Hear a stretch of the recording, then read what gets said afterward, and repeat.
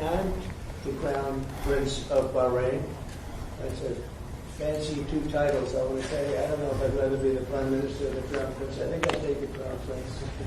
And very importantly, your son, your beautiful son, who has a great reputation. You know that. Thank you, Mr. President. Great reputation as a smart, hard-working guy. So it's good to say hello to you. Congratulations.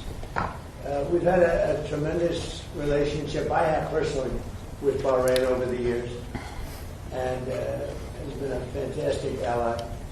And anything they needed, we helped them, and anything we needed, they helped us. And we're going to be talking about a lot of different things, including the most perfect military maneuver that anybody's seen probably in 50 years, which took place a few weeks ago in Iran, knocked out their entire potential nuclear capacity. And it was obliterated. I used that term. They said, well, maybe that's too much. I said, no, it turned out it was more than obliterated. They can't go back. And we're just really going to talk about some things, including trade. We're going to be discussing trade. We do a lot of trading with Bahrain. And we're going to have lunch after this. But we'll take some questions. At first, I'd like to ask the Crown Prince to say a couple of words. And he also has a father who's living and well and doing fantastically, as I understand it. He is. And somebody who's respected all over the Middle East and all over the world. And thank you very much for being here. Thank you, Mr. President. Thank you, one and all. It is indeed a great honor to be here on this fine morning to put into action the relationship that exists between our two countries. We will be discussing security issues, we'll be discussing trade and investment, which is very important. We're very happy to be announcing $17 billion worth of deals that are coming to the United States, and this is real. This isn't. It's real money. These aren't fake deals. These are real deals. They don't have to borrow the money. We don't have to borrow it. It's coming in. And it only builds upon a legacy that we're very proud of. We have had a relationship in the civil side between our two countries since 1893 and formally since 1948. So may it long continue, and we look forward to many, many more years of productive partnership. Thank you, Mr. President. We will have you that. Honor us. We will have that indeed. Many good years, and I'd say right now is your top year, and we appreciate the investment. It's a great. We left, as you know, Saudi Arabia. We were just there in Saudi Arabia, and Qatar was so great. The leader was great. We had UAE, and we had a couple of other visits, but all great places. And we left with $5.1 trillion of investment, and they all want to be investing in the United States. Sure. We have, I think we have over $16 trillion of investment coming in, which is a record. And we're only a little bit into the year. And let's say the first 2 months, I sort of took it easy because we had to fix up the Oval Office. I had to devote my time to fixing it up. But no, we had to fix up our country. So we have, I think everyone is saying we have the hottest country now anywhere in the world. We were dead a year ago. We are a dead country. And now we have the hottest country anywhere in the world. And it's a great honor to have you here. Thank you, Mr. President. Any questions? All the developments in Syria at the moment. Well, I can comment. I think I'll ask Marco to say a few words on Syria. Yeah, it's complicated, obviously. These are historic, long-time rivalries between different groups in the southwest of Syria, Bedouins, the Druze community, and it led to an unfortunate situation and a misunderstanding, it looks like, between the Israeli side and the Syrian side. So we've been engaged with them all morning long and all night long with both sides, and we think we're on our way towards a real de-escalation and then hopefully get back on track in helping Syria build a country and arriving at a situation there in the Middle East is far more stable. So in the next few hours, we hope to see some real progress to end what you've been seeing over the last couple hours. Mr. President Jerome Powell, do you have plans, or if you're back considering firing Jerome Powell, and what's your justification if you're thinking about this to do this? Too late. He's always been too late, hence his nickname, Too Late. He should have cut interest rates a long time ago. Europe has cut them 10 times in the short period of time, and we cut them none. The only time he cut them was just before the election to try and help Kamala or Biden, whoever the hell it was, because nobody really knew. Obviously, that didn't work, but he tried to cut him for the Democrats, Kamala. And how did that work out? You'll tell me. It didn't work out too well, did it? But I think he does a terrible job. He's costing us a lot of money. And we fight through it. It's almost, the country's become so successful that it doesn't have a big impact, but it does hurt people wanting to get a mortgage. People want to buy a house. He's a terrible Fed chair. I was surprised he was appointed. I was surprised, frankly, that Biden put him in and extended him, but they did. So, no, we're not planning on doing anything. We're very concerned. He's doing a little renovation for $2.5 billion of the Fed, building a renovation, and they have a close to $900 million cost overrun. And it's a shame, but the biggest cost overrun is the cost overrun for interest rates, because we should be paying 3 points lower, and we would save $1 trillion a year in interest if that were the case, and all it is the stroke of a pen. And that goes for his board, too, because his board is not doing the job, because they should try and rein this guy in. So he's doing a lousy job, but no, I'm not talking about that. Fortunately, we get to make a change in the next, 8 months or so. And we'll pick somebody that's good, and we'll pick somebody. I just want a fair job. We want to see lower interest rates. Our country deserves it. We're making a lot of money. We're doing great as a country. We have no inflation, record stock market, record business, record everything. Everything's a record now. We had the worst inflation in history under Biden, and now we have almost no inflation. We've done a great job, and we should have the interest rates cut. So you're saying today that Scott Bessent, you're so happy with him at Treasury that he's not your top option to replace Jerome Powell whenever that may be, whenever you decide what you want to do with him. Scott's doing a very good job. I'm very happy with Scott. Is Kevin Hassett on the top of your list? Kevin's somebody would consider. Kevin is fantastic, too. We have a lot of good people for that job. It's not a tough job, to be honest. Assuming you're smart, it's not a tough job. If you're a dummy, then I guess it's a tough job.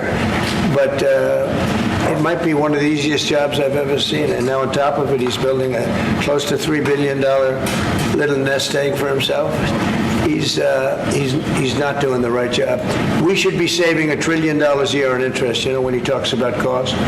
We should be saving, think of it, $1 trillion a year. Add that with the tariffs and everything else. But he just doesn't want to. He's a knucklehead. But we'll see how that, he's listening to this. That's a strange conversation. But, we like to say it like it is. But we have a lot of people that want that job very badly. And I'm only interested in low-interest people, frankly, because you don't need. I know.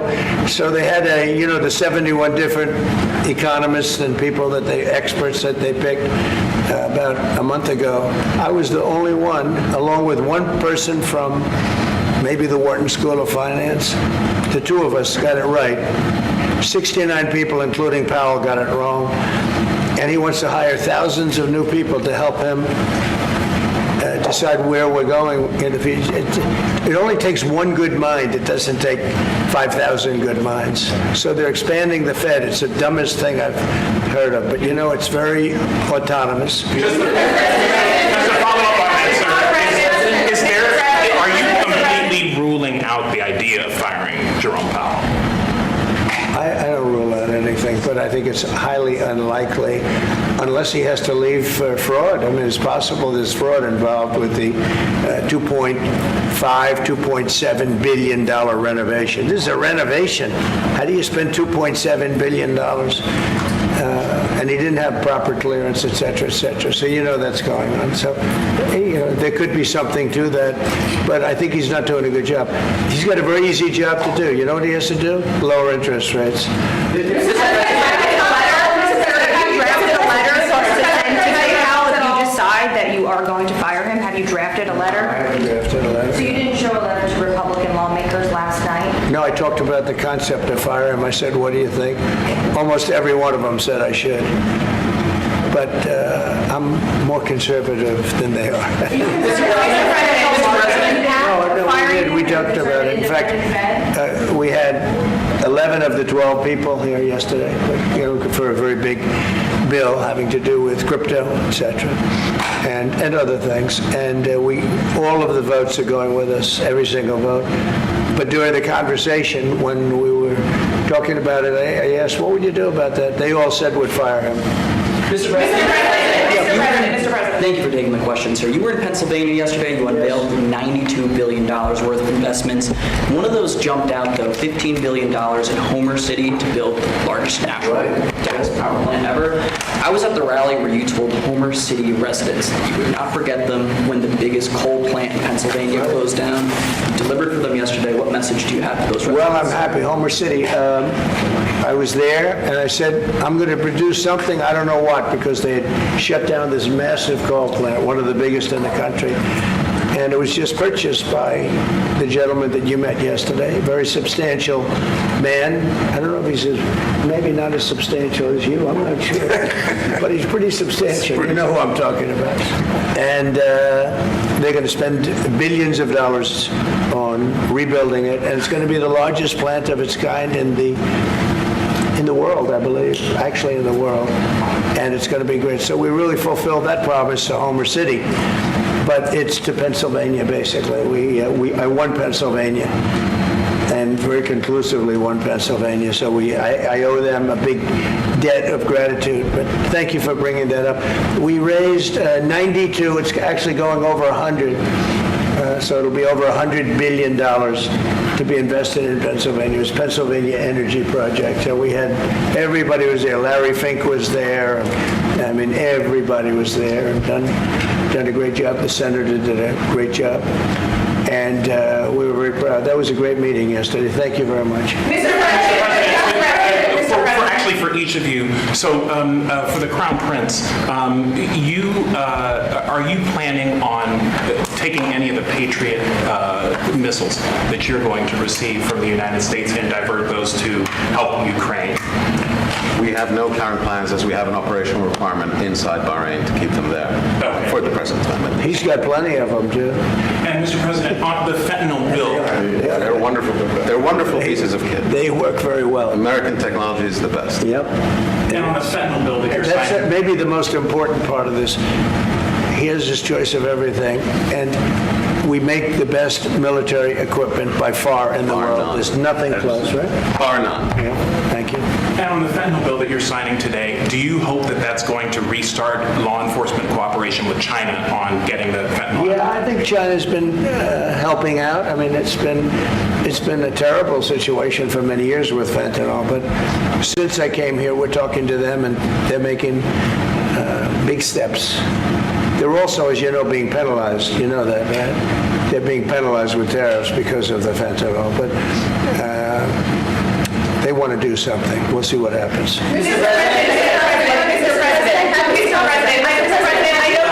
Thank you, Mr. President. An American from Tampa was beaten to death. He was killed by Israeli settlers in the West Bank. His family has been calling on you to help prosecute his killers. Are you going to do that? An American from Tampa? Yeah, your first sentence is really, go ahead. An American citizen from Tampa, Florida, has been killed in the West Bank. His family has been asking on you to prosecute him.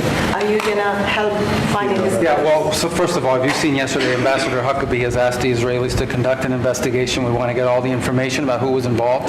We protect all American citizens anywhere in the world, especially if they're unjustly murdered or killed. So we're gathering more information, but I hope you saw yesterday Ambassador Huckabee in Israel asked the Israeli authorities to produce an investigation and concrete information about who was responsible for his murder. They're reporting that tomorrow. We have a meeting on it. They're going to be reporting that to me. Please. Do you think that the Gulf area now is more secure, and do you believe that a negotiation with Iran is necessary at this stage? Well, I definitely believe that the volatility of the situation has been reduced. And we didn't know where it was going to go on the Sunday. We were very glad when we found out on the Monday. Let me put it that way. And should the Iranians want to negotiate, I believe the ball's in their court. That is the true reality of where we stand today. They are the ones that stand to benefit from a negotiation. And they do. They want to negotiate. They want to negotiate badly. we're in no rush because, we said we could have made a deal, they should have made a deal, and then we bombed the hell out of their various places. We're in no rush, but if they want to negotiate, we're here. Yeah. Mr. President, I know you want to move past all this intrigue over the Epstein files, but I do want to ask you to clarify something you said this morning. You said this was all a hoax. Has your Attorney General told you this was a hoax? What evidence have you No, seen it's of not the that? Attorney General, no. I know it's a hoax. It's started by Democrats. It's been run by the Democrats for 4 years. You had Christopher Wray and these characters and Comey before him. And it's a bad group. It started, actually, look at the Steele dossier that turned out to be a total hoax. The 51 agents, the intelligence, so-called intelligence agents, it was a hoax. It's all been a big hoax. It's perpetrated by the Democrats. And some stupid Republicans and foolish Republicans fall into the net. And so they try and do the Democrats' work. The Democrats are good for nothing other than these hoaxes. They're bad for policy. They're bad for picking candidates that can get elected. Like in New York, we have a communist running. He may get elected too, actually, but he'll destroy the city. It's I call it the Epstein hoax. It takes a lot of time and effort. Instead of talking about the great achievements, we've had a great gentleman. Yesterday, as you know, went on CNBC and he made the statement that Trump may go down as the greatest president of all in the United States. And instead of talking about the things we've achieved, we've had tremendous achievement. They're wasting their time with a guy who obviously had some very serious problems, who died 3-4 years ago. I'd rather talk about the success we have with the economy, the best we've ever had, and all of the things we've done, including in the Middle East. I mean, you see it. Instead, they want to talk about the Epstein hoax. And the sad part is it's people that are really doing the Democrats' work. They're stupid people. Yeah, go ahead. Mr. President, there's lots of reports coming into this meeting that you planned on firing Fed Chair Jay Powell. Markets Is that reacted. right? Those are reports, but they're not true. So what would be useful to know, are you committed to picking someone from the outside? Are you going to interview individuals that are So on the many board people right that now? want that job. I have people that I've known a long time, they're calling me, begging for the job. You know what you need there? A smart person with common sense, but you need a very smart person for that job. I think it's one of the easiest jobs in government. You show up once a month and you make a statement about where the economy's going, and we're going to raise or lower interest rates. It's probably the easiest job I've ever seen. That's why I'm trying to figure, why does he want to expand and add more people? He's going to add more economists to tell him what to do, but the economists, I was right, all the economists were wrong. They admitted it. They admitted it this morning. Quiet. Go ahead. Mr. President, you mentioned fraud in an earlier answer. Are you saying you want to investigate the Fed chair for fraud related to this renovation? Well, I think he's already under investigation. He spent far more money than he was supposed to on rebuilding. I didn't see him as being the kind of guy that would want to have parks, rooftop parks and everything else on top of buildings, but who wants to spend that money for the Fed? The Fed is supposed to sit there and say where interest rates are going and a couple of other very easy things to do. And he spent $2.5 billion. I think he's got some problems.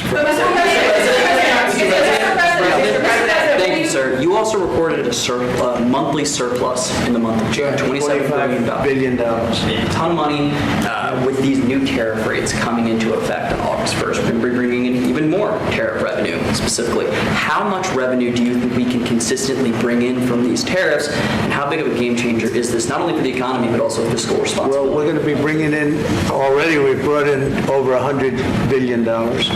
We'll be bringing in hundreds of billions of dollars. And the tariffs really haven't kicked in that much other than automobiles and steel. August 1st is a big day. August 1st is when very substantial money comes into our country. We've made deals with a lot of great places, but we had one yesterday, that was announced. We have another one coming up, maybe with India. I don't know. We're in negotiation. When I send out a letter, that's a deal. In other words, that's a deal. They don't want to ever say that. Oh, how many deals have you made? The best deal we can make is to send out a letter.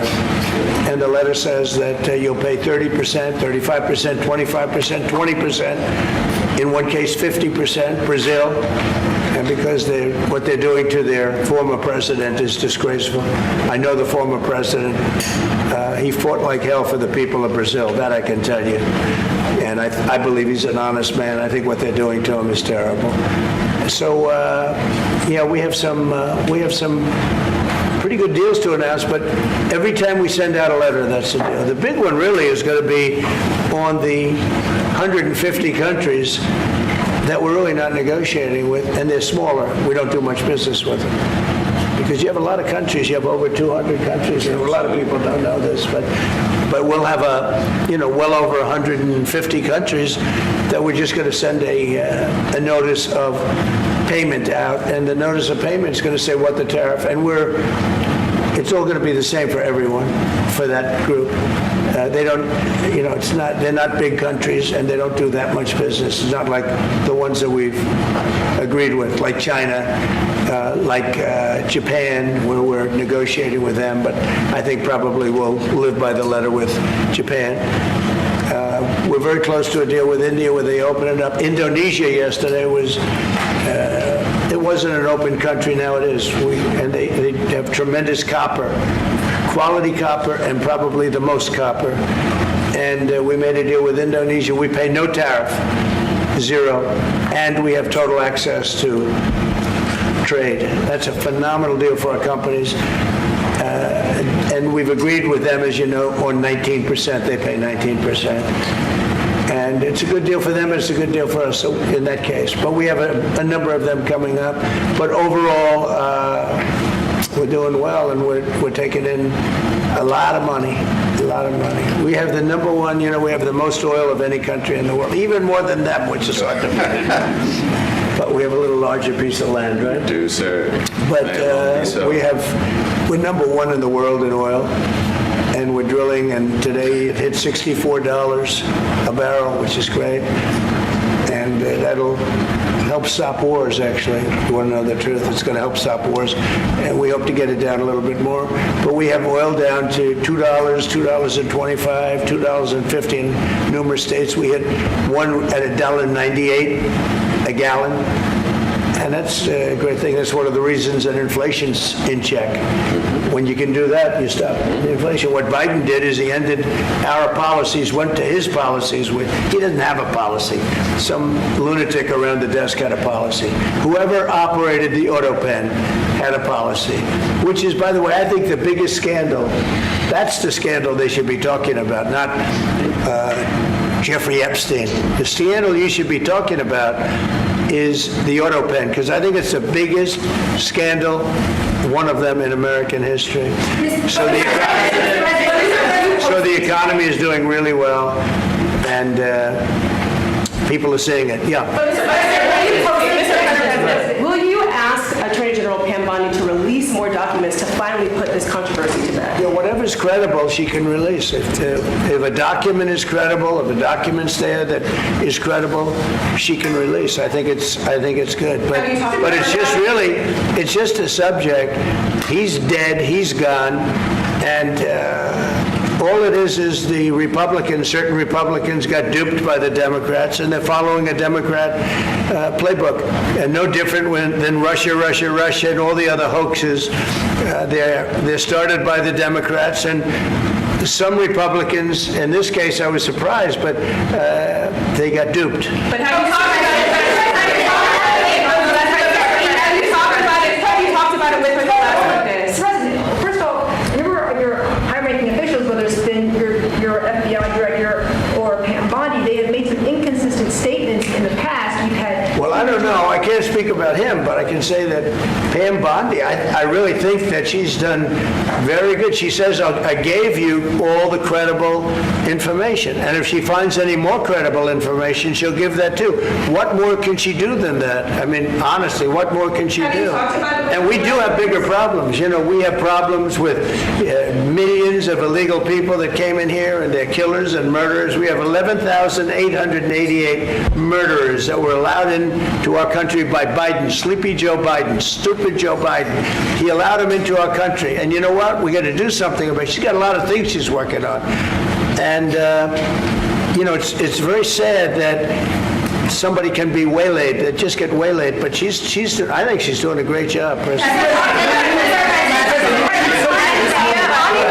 Central this morning, you mentioned past supporters when you were talking about the Epstein issue.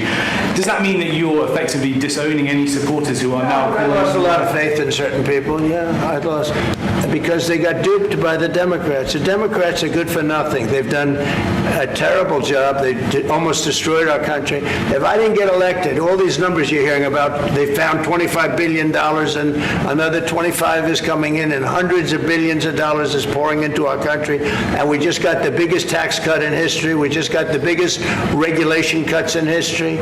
There'll be no tax on tips. There'll be no tax on Social Security. There'll be no tax on overtime. There'll be no tax on so many other things. You're allowed to deduct your interest from a car payment. That's never happened before. You borrow interest. You borrow money to buy a car if the car is made in America. And by the way, factories are being built all over America, car factories, AI factories, but you get a deduction on your interest. Nobody ever thought of that before. It never happened before. And, these are the things that they should be talking about.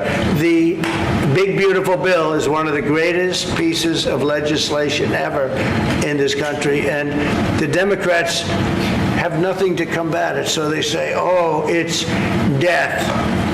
Oh, that's good. And then they give it to the fake news, which is you and a few others. And the fake news talks about the bill is death. The bill is actually life.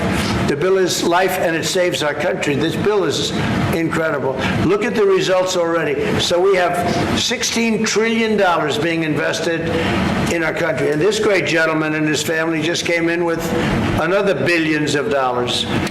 And if he didn't like the country, if he didn't like where we were going, he's very smart.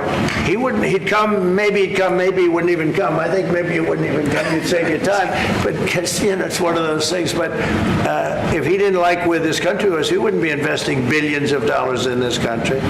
But think of it, $16 trillion, more than has ever been even contemplated before. And we haven't even started yet.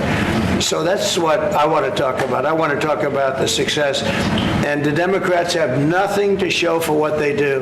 They almost destroyed. They allowed 25 million people to come into our country, gang members, jailbirds, from all over the world, not South America, from all over the world. They allowed them to come into our country from mental institutions, insane asylums, just walk right through. They couldn't come into your country. They couldn't come into any country in the world except our country. And they came in from the worst places, gang members, drug dealers.